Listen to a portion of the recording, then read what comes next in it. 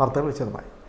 ചേർത്തല താലൂക്ക് ആശുപത്രിയിൽ digital x-ray മെഷീനും computerised റേഡിയോഗ്രാഫിയും പ്രവർത്തന സജ്ജമായി. ഈ സംവിധാനമുള്ള സംസ്ഥാനത്തെ രണ്ടാമത്തെ താലൂക്ക് ആശുപത്രിയാണ് ചേർത്തല താലൂക്ക് ആശുപത്രി.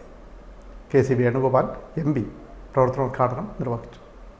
ചേർത്തല താലൂക്ക് ആസ്ഥാന ആശുപത്രിയിൽ ഡിജിറ്റൽ എക്സ്റേ യൂണിറ്റും കമ്പ്യൂട്ടറൈസ്ഡ് റേഡിയോഗ്രാഫി യൂണിറ്റും പ്രവർത്തന സജ്ജമായി.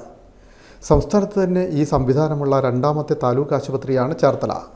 മുൻ കേന്ദ്രമന്ത്രി AK ആന്റണിയുടെ MP ഫണ്ടിൽ നിന്നുള്ള 20 ലക്ഷം രൂപ വിനിയോഗിച്ചാണ് സംവിധാനം സജ്ജമാക്കിയത്.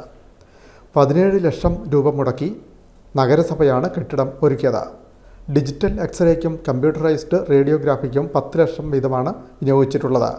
2019 തന്നെ MP ഫണ്ടിൽ നിന്നും തുക അനുവദിച്ചെങ്കിലും സാങ്കേതിക തടസ്സങ്ങളെ തുടർന്നാണ് വൈകിയത്. KC വേണുഗോപാൽ MP പ്രവർത്തനോദ്ഘാടനം നിർവഹിച്ചു. പൊതുജനാരോഗ്യ മേഖലയിൽ സാങ്ഷൻഡ് പോസ്റ്റുകൾ പോലും ഇല്ല. പിന്നെ ഒരു പ്രധാനപ്പെട്ട കാര്യം, നമ്മുടെ ജില്ലയിൽ പ്രവർത്തിക്കാൻ ഡോക്ടർമാർക്കും വലിയ താല്പര്യമൊന്നുമില്ല. അവർക്ക് നേരത്തെ പറഞ്ഞതുകൊണ്ട് തന്നെയാണ്, നേരത്തെ പാവങ്ങളാണ് വരുന്നവരെല്ലാം മിക്കവാറും. അതുകൊണ്ട് മാത്രമല്ല അവർക്ക് വേണ്ടുന്ന സൗകര്യങ്ങളുമില്ല. പല ഡോക്ടർമാരും ഈ ജില്ലയിൽ സ്ഥലം മാറ്റം കിട്ടിയ ഇവിടുന്ന് ഉടനടി എങ്ങനെയാണ് പോകേണ്ടതെന്ന് ആലോചിച്ചുകൊണ്ടാണ് ഇവിടെ വരുന്നത്. നമ്മൾ മെഡിക്കൽ കോളേജിലേക്ക് അത് തന്നെയാണ് എപ്പോഴും നമ്മൾ ഫൈറ്റ് ചെയ്യാണ്.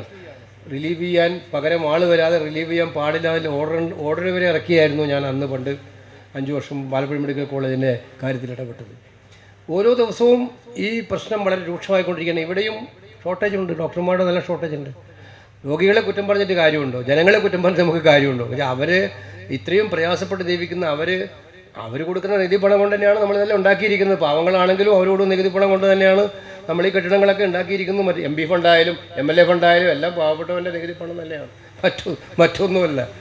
പൈസക്കാർക്ക് ഉണ്ടാവും. അപ്പോൾ അവർക്ക് ആവശ്യമായ സൗകര്യം ഒരുക്കി കൊടുക്കാൻ സർക്കാർ ഇക്കാര്യത്തിൽ കുറച്ചുകൂടെ നല്ല പരിഗണന കൊടുക്കണം. ഡോക്ടർമാരുടെ നിയമനക്കാര്യത്തിൽ സർക്കാർ, ഞാൻ തീരെ കൊടുക്കുന്നില്ല എന്നല്ല പറയുന്നത്, നമ്മുടെ ആരോഗ്യ മേഖല മെച്ചപ്പെട്ടു പോകുന്ന മേഖല തന്നെയാണ്. പക്ഷേ ചില കേന്ദ്രങ്ങളിൽ ആലപ്പുഴ ജില്ലയിൽ അത് വേണ്ടത്ര പ്രയോറിറ്റി കിട്ടുന്നില്ല എന്നുള്ളത് മെഡിക്കൽ കോളേജിൻ്റെ ചരിത്രം എടുത്ത് നോക്കിയാൽ നമുക്കറിയാം. എന്തെല്ലാം പ്രശ്നങ്ങളുണ്ടായാലും പരിഹരിക്കപ്പെടുന്നില്ല എന്നുള്ളത് യാഥാർത്ഥ്യമായിട്ടുള്ള കാര്യമാണ്. താലൂക്ക് ആശുപത്രിയിലെയും കാര്യം. നഗരസഭാ ചെയർപേഴ്സൺ ഷെർലി ഭാർഗവൻ അധ്യക്ഷയായി.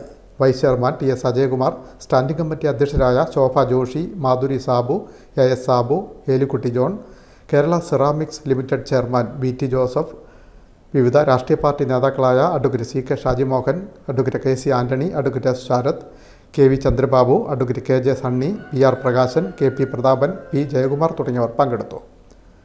താലൂക്ക് ആശുപത്രി സൂപ്രണ്ട് ഡോക്ടർ സുജ അലോഷ്യസ് സ്വാഗതവും RMO ഡോക്ടർ A അജുമൽ നന്ദി പറഞ്ഞു. വിൻമീഡിയ ചേർത്തല.